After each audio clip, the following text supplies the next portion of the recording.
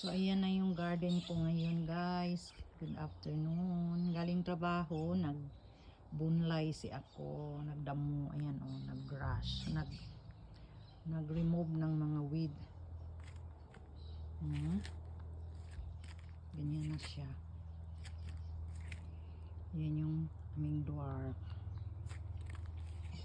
Ba't ibang kulay ng pitonia.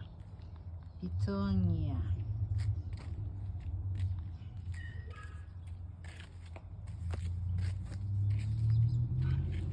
Kapag damo din.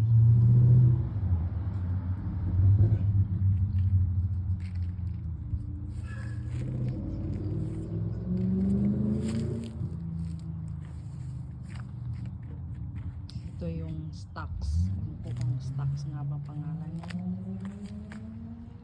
Ayan. Ayun. Ayan. Ayan.